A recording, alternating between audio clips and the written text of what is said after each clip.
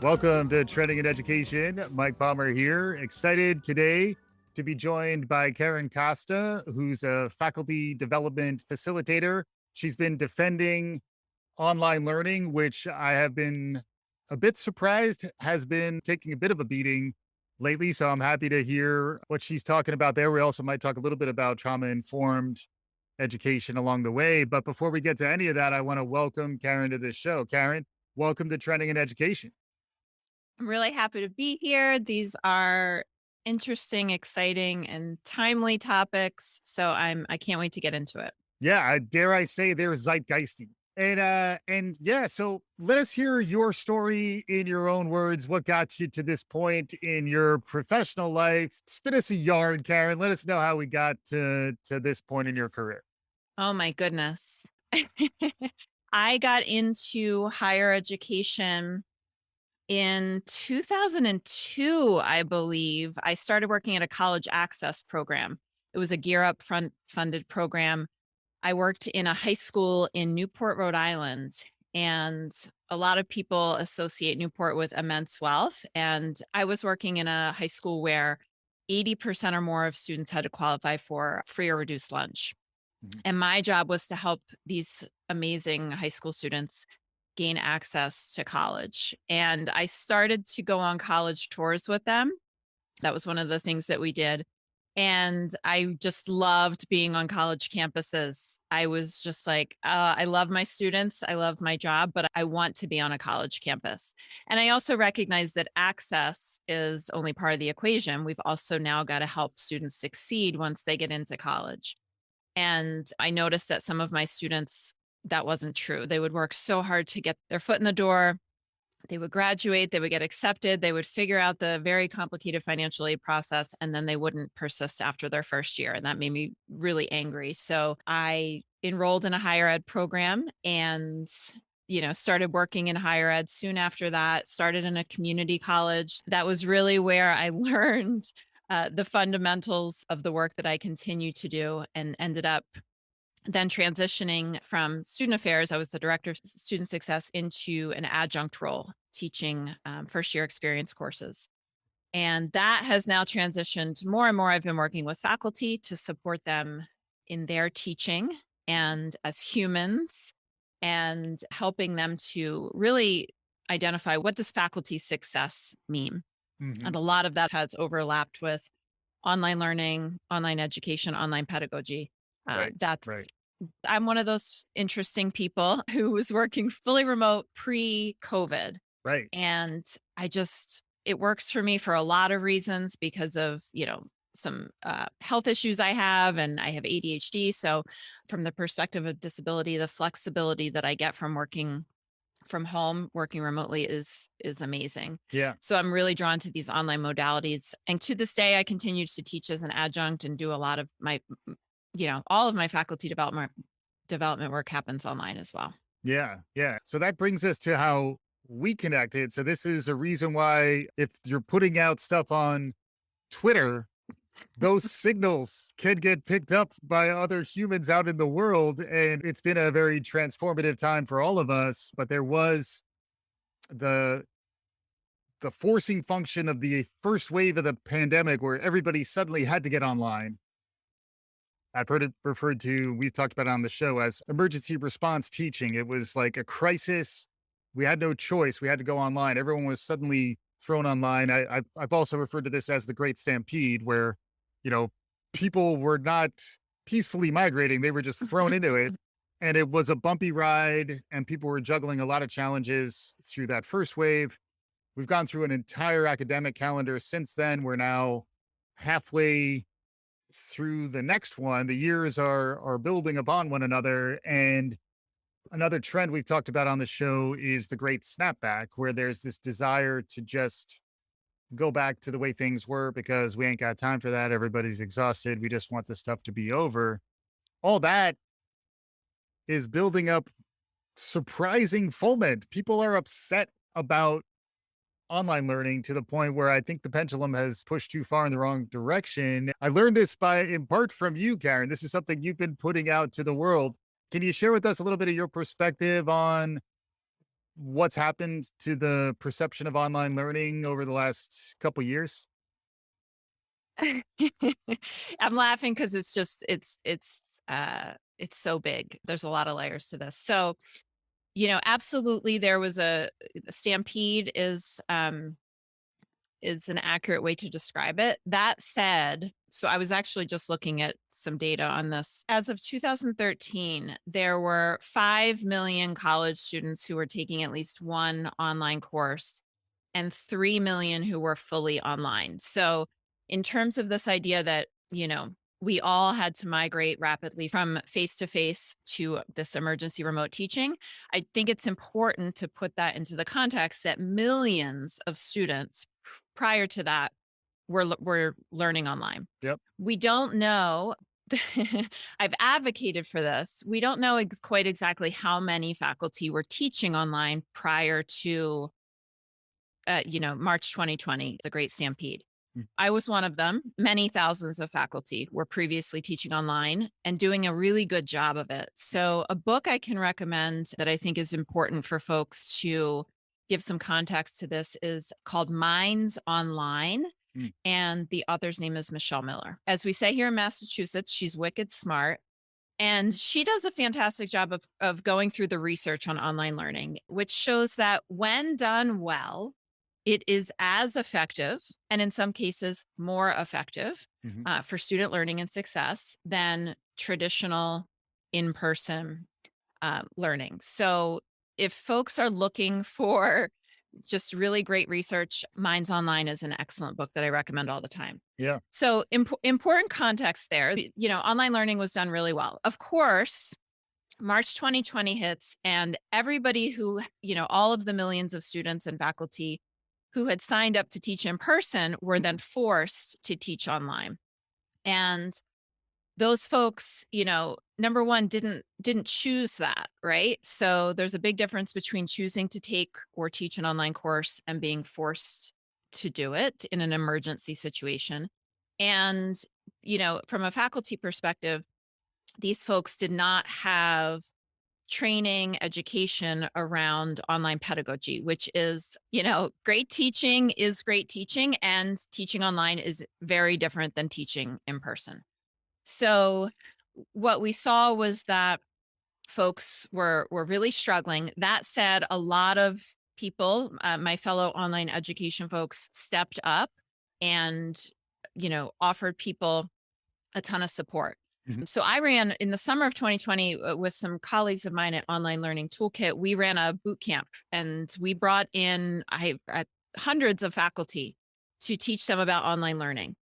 And they did a great job with it, and they started using it in their classrooms, and it was going really well because they got the appropriate support. So Right. when done well, Mhm. right? That's Mhm. the key here. Yep. Online learning, with the appropriate training, support, education, online learning is as effective, if not in some cases more effective than in-person learning. Yeah. Um, so the backlash, now here comes the backlash. The backlash is that what's going on here is that we're seeing, a mental health burnout crisis in students and faculty. Mhm. And there is this desire to address the cause of that. And because remote learning happened at the same time, it's being used as a scapegoat. There's no data that shows that remote or online learning causes Mhm. any of these mental health challenges or learning challenges that we're seeing. There is a massive amount of data that chronic stress, trauma, and perhaps we'll get more into the trauma stuff, toxic stress, chronic stress, trauma, burnout, those all, again, massive amounts of data that those impact our ability to learn and they impact our mental health. Yeah. So, the idea that people are associating these challenges that we're seeing with remote learning, Mhm. or online learning instead of with the global pandemic Right. that is wreaking havoc in society, Mhm. makes you wonder. And Right.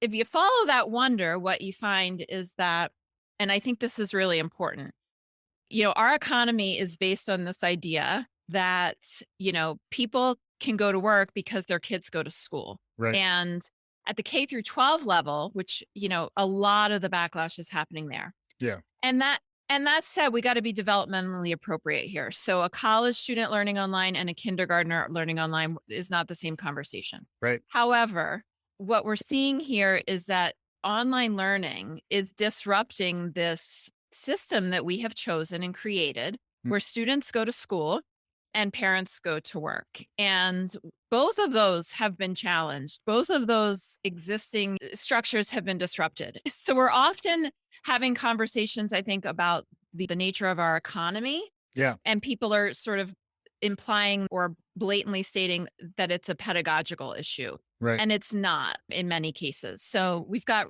again, lots of data that online learning can be done when done well, works. Right. Not necessarily the same for every student in every age group. It's got to be developmentally appropriate. But Right. we've got lots of data that it works. What I think is happening is that there's a lot of this backlash is people who are trying to protect the status quo and protect this system that we have created within our economy. Yeah. So it's my job is to say, let's go back and look at the data on this pedagogy and remind people that correlation does not equal causation. There you go. I like that. There's lots to chew on in all of that. And I think part of it is another trend we've looked at is parent educators and the role that parents are playing in their children's educational lives. Parents, they can't ignore what's happening when their kid is in their living room going to remote school. They can think about other things, focus on other things when their kid is in a physical school building. So I think the way in which parents were exposed to their children's educational lives when they were under all this stress and there was this transition happening and parents were also juggling that transition at the same time. I think we all kind of agreed we would get a pass on the spring of 2020, but then this whole period has now stretched out, another year and a half on top of that. And then also why I find a lot of hope in online learning is that it gives us a level of resilience when done right that we haven't had before. So that in the event that it makes sense for kids to study from home again, we're seeing it increasingly in higher ed. K-12, I think we're seeing more resistance.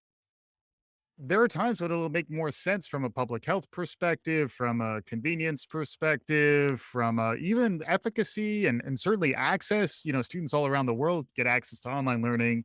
It's much harder to get them onto a physical campus, in a safe and wonderful place.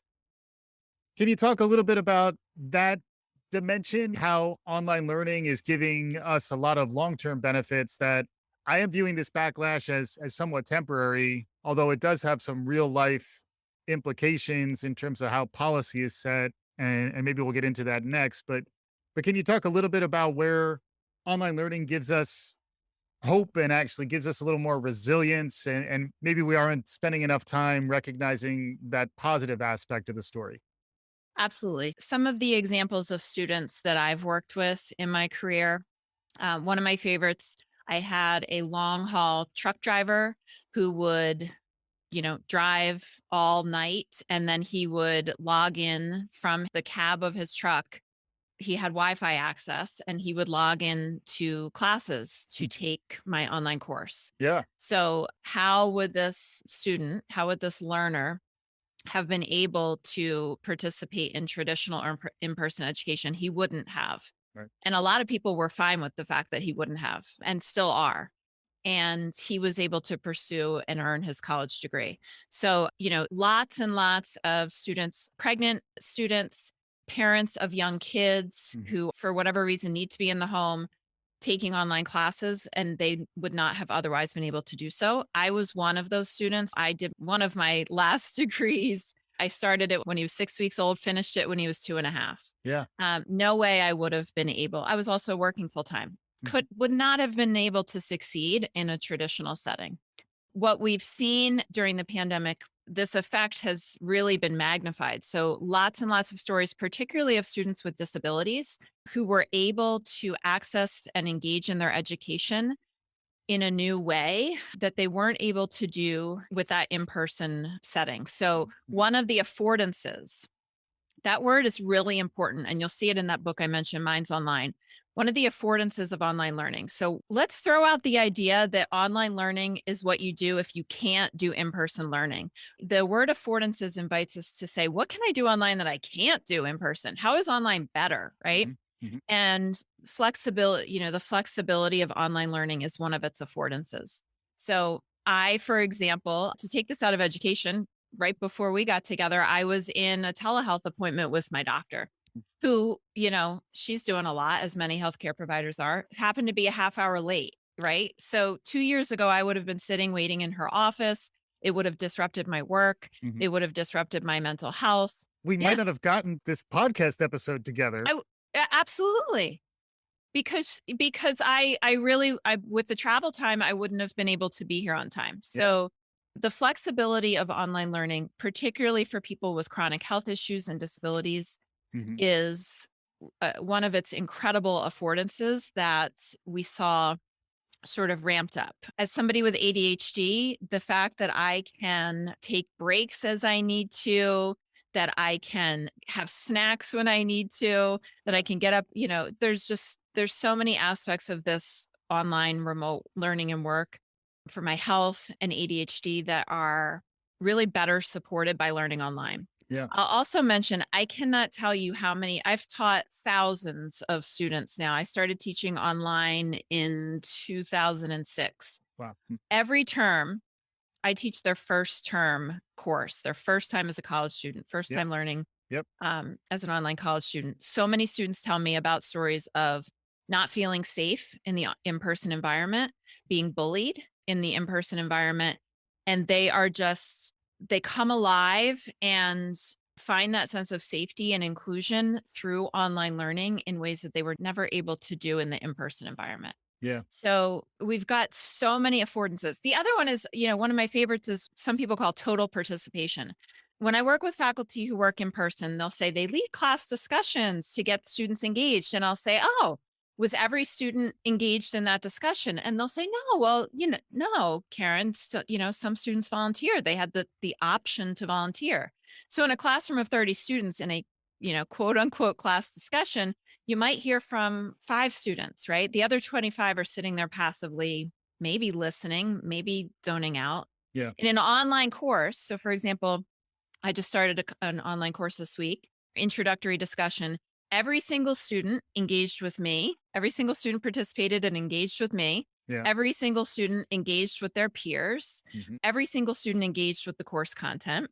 Total participation in my online courses. So Yeah. that's not always something we can get to in our in-person courses. Not that in-person does, it has value. I don't Sure. want to, you know, people will be mad at me. Well, no matter what I say, they'll be mad at me, but it certainly has value. It's just, so does online, and online is great for so many learners. Yeah, I like where you're going there too. Don't snooze on the power of an active chat. There are Oh, ways in which chat can be a really powerful tool, and it is a reminder that these new formats are emerging that can allow for levels of engagement, chats, and polling when done well. Which is something we keep coming back to. But when it's integrated in a way that makes sense, breakouts another one that you really can't do without it becoming awkward. Generally, in a physical setting that are a lot easier to do online. I think all those things certainly make a lot of sense in terms of designing it in a more thoughtful and engaging way, and then actually having everyone feeling that sense of safety and inclusion, which we all know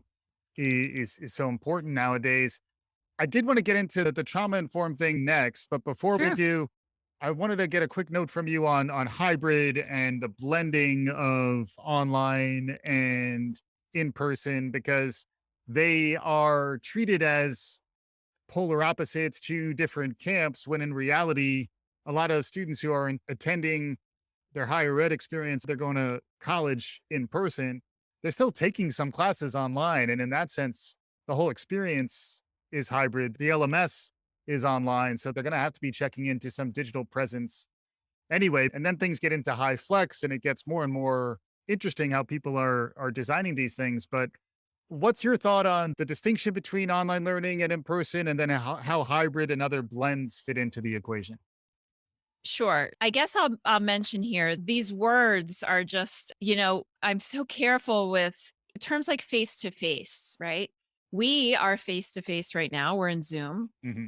And a lot of folks are using face to face to represent the in-person traditional modality. Right. We're at a distance right now, but are we not in person? I'm not here in robot. Right. I'm Right. I'm myself.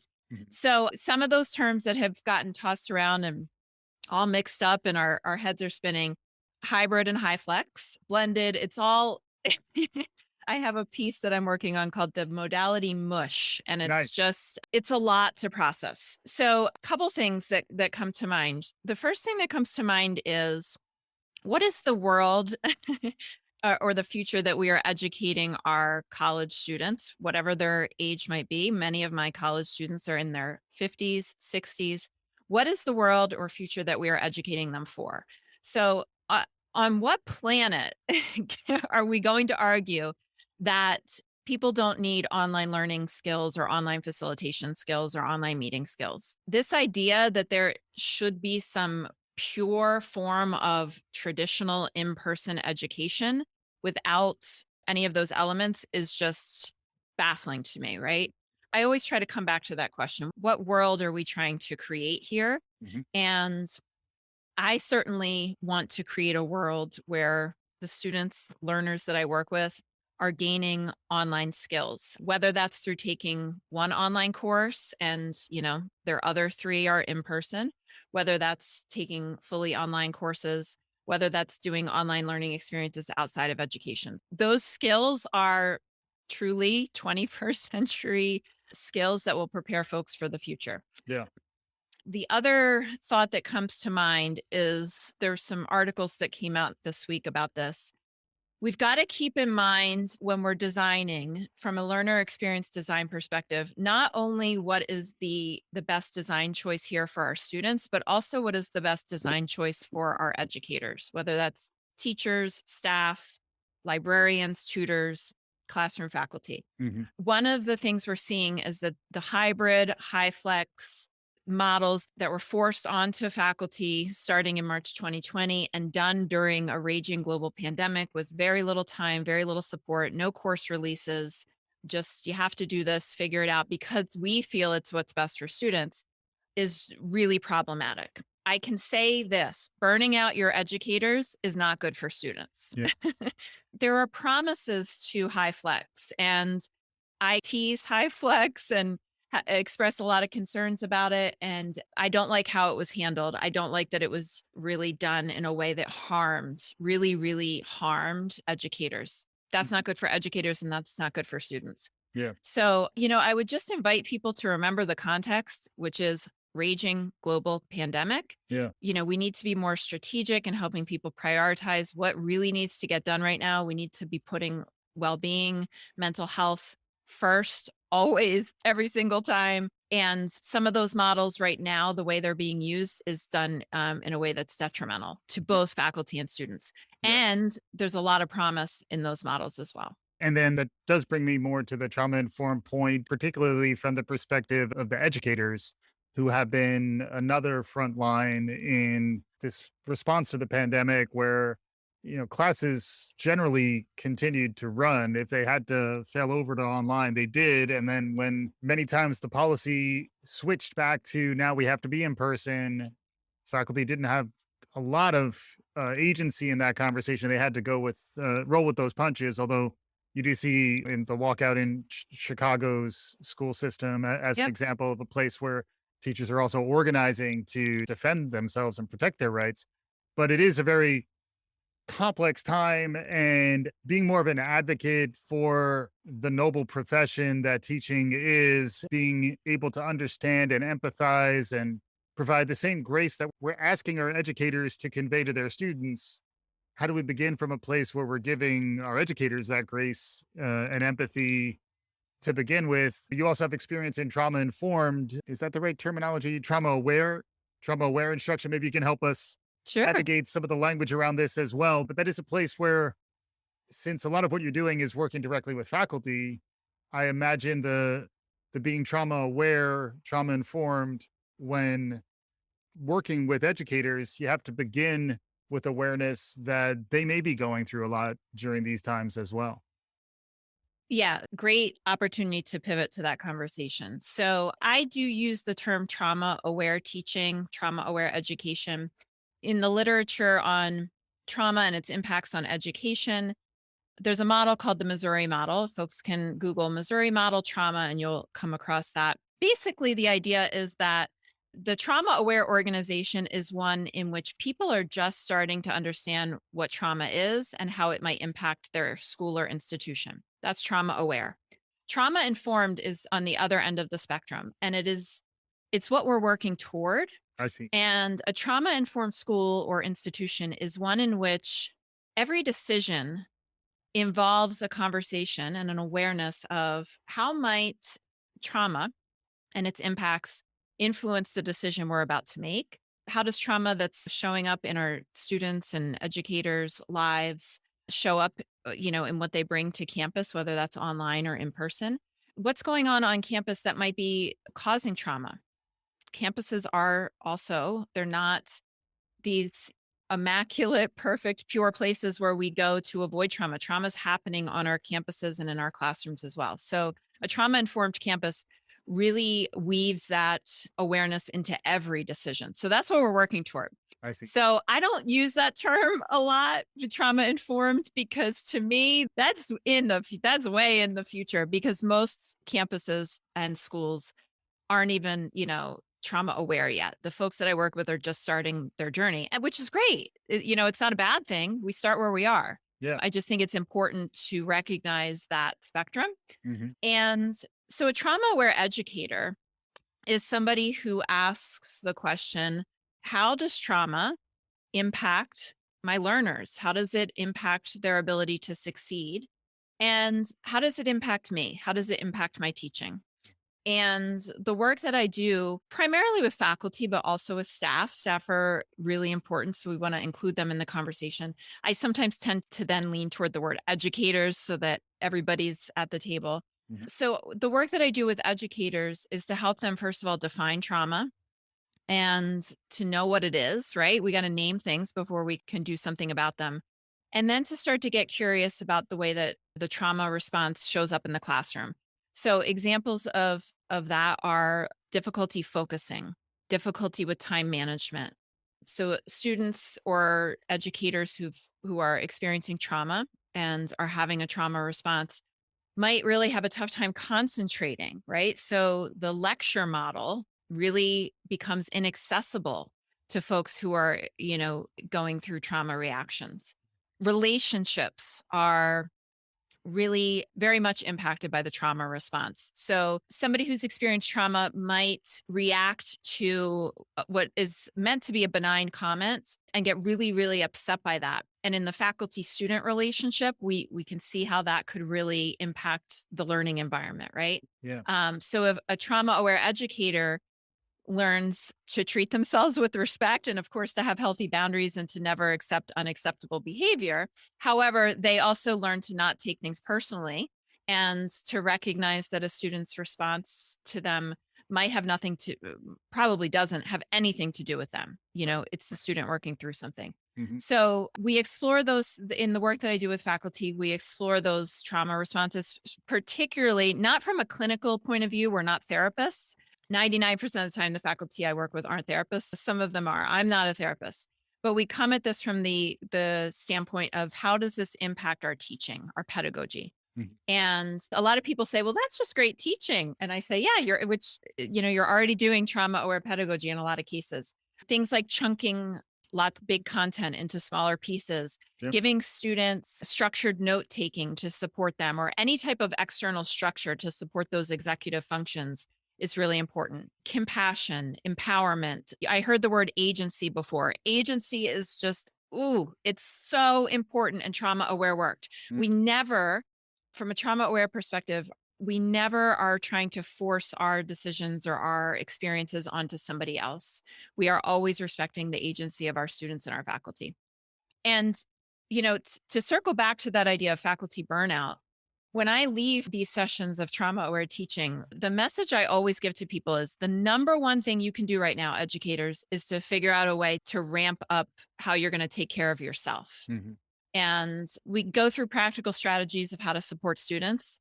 At the end of the day, the number one thing that educators can do is to find a way to take care of themselves. Mm. That might be, self-care, exercise, meditation.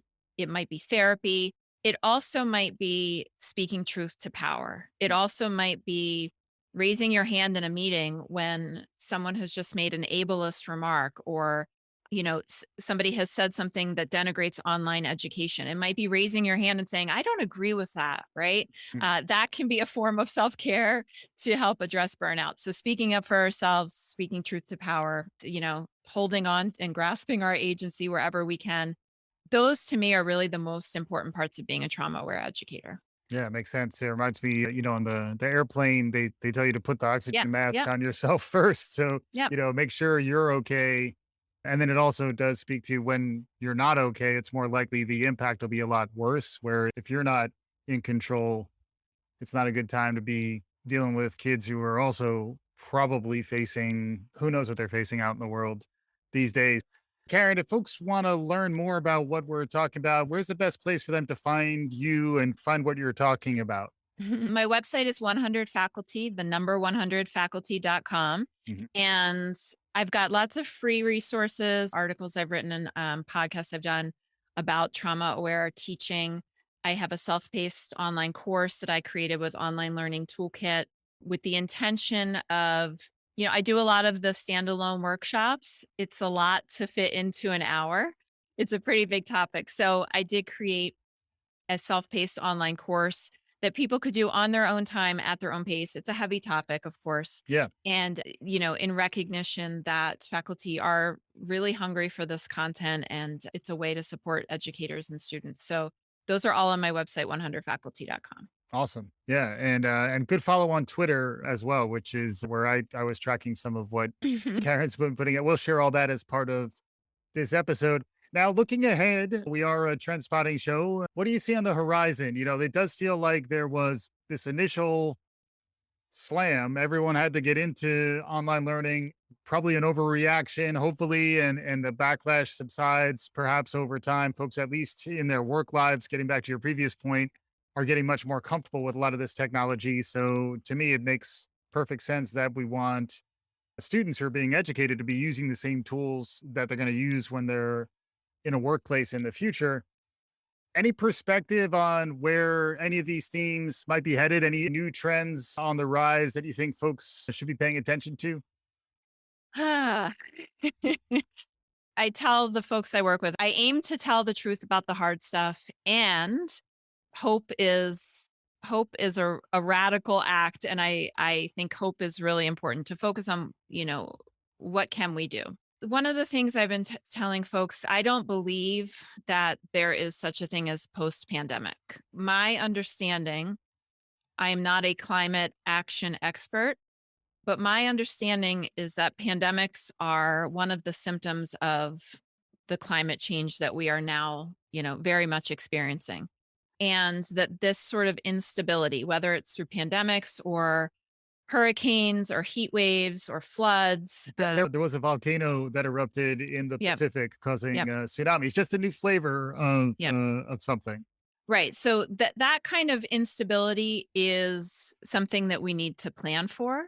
So I don't see the need for responsive, flexible pedagogy, responsive, flexible modalities. I don't see that going away. I don't see that fading away and going back to the way it was. I think that backlash, that we've seen, I think time is and reality to some extent is going to address that. So my message to online educators has been stay the course. You are needed. You will be increasingly needed. Mhm. And, speak truth to power and speak up for online education and students and educators. And understandably so. Reality is really difficult right now. So I have empathy for people who want to deny it. Absolutely. But the reality is increasing instability. So I'm really interested in design choices that focus on I'll go back to that word, reality, the reality of our students' lives, our educators' lives, meeting people where they are. So designing and teaching not for some ideal or some fantasy. So much magical thinking out there, right? But designing for the real students that we have in this moment. And I would just encourage, again, our online our online educators to stay the course. To all of our educators, of course, you're doing such important work. But I really do feel that in this increasing instability, we're going to need more creative, adaptive pedagogies and modalities. There are things that are going to come that I can't even imagine for sure. But certainly mobile learning is AI. I'm like, people think I'm probably an early adopter of things. I'm kind of old fashioned in that I haven't even really dipped my toes into those, right? Yeah. Yeah. So I'm sure those are going to bring some interesting changes, both good and bad that we'll need to be paying attention to. Yeah. But I think the heart of it goes to preparing for this instability, hopefully addressing the root of that instability. I hope we see more folks addressing climate action. That's, a little bug in folks' ears that's something I have on my radar and I'm working on. And just stay the course. Online learning is important. It makes a huge difference for access and success for students and faculty. And, just it's okay to mute some of that noise and keep doing your good work. Yeah, absolutely. Work on your filters, but then also realize that leaning in as a maker, once you understand the tools that are available online, it's a big opportunity. And it is an opportunity. Another trend we've talked about is the great resignation. And there is some real talent leaving the world of teaching in particular. Before you fully exit education, explore other opportunities. Also, if you haven't taught online or thought about the opportunities around that, it is a time to kind of hone those skills to stay relevant, much in the way that you've been able to do, Karen. And then also, how do you stay motivated? Where do you look for inspiration is always something that I ask for folks. And it sounds like you are doing hard emotional work lots of times. In addition, teaching is in fact hard emotional work, but teaching about trauma and teaching folks who are going through all this upheaval in these challenging times is emotional work. Where do you look for inspiration? How do you stay motivated and charged up? So, motivation, inspiration, great question. Before I get to that, I want to mention when I left my full time in person job, that was in 2012. I was teaching part time online as an adjunct, but I left that role and I was looking, this is 2012, so 10 years ago. I was looking for, remote work. I really loved being home. I had a little one at home. There was nothing out there. The job I could find when I would search for remote work was mystery shoppers, the people Right? who go into stores. That was what was considered remote work at that time. And I'm exaggerating probably a little bit, but not a lot. Yeah. There was nothing out there. The number of remote positions, full-time positions with benefits, many of them that I have seen in the past, 6 months, but really the past month is blowing my mind. Hmm. Hundreds being posted each day, almost so many that you don't even know, like you really got to zone in on what you're looking for in a workplace. So for folks interested in that transition, I would just say, there's a lot of opportunity out there to explore. So that's the good thing in the win column. Motiv- Motivation and inspiration. Wow. I don't have any easy answers there. I was somebody, just like I taught online and worked online before the pandemic. I was somebody who was doing a lot of, that personal development work for many years before the pandemic. I'm kind of now grateful for that I've had those hard times before the pandemic. So things like, even when I don't want to go to meet with my therapist and talk about my feelings, I make sure I prioritize that. Little things like writing in my journal every morning and just exercising. Don't always feel like doing it, always feel better after I do it. Connecting with people, for me, that means mostly online, really, really important. My very wise therapist reminds me, and this is something I've learned in other recovery spaces as well, is to focus on what I can do. It's very easy, especially when we start doom scrolling. I do way too much of that. There are so many things that we can't control, and it's really easy to feel that sense of hopelessness and helplessness. Mm. And for me, it's about always trying to zone back in on the little things, what we can do. So if that means taking time off of social media or hugging my dog, it's those little things that help ground me and keep me moving forward. Fantastic stuff. Karen Costa is at Karen Ray Costa on Twitter. The website is 100faculty.com. Really enjoyed this conversation, Karen. Thank you so much. And, everyone listening, take care, hang in there. All right. We'll be back again soon. If you like what you're hearing, write us a review, subscribe, tell your friends. This is Trending in Education.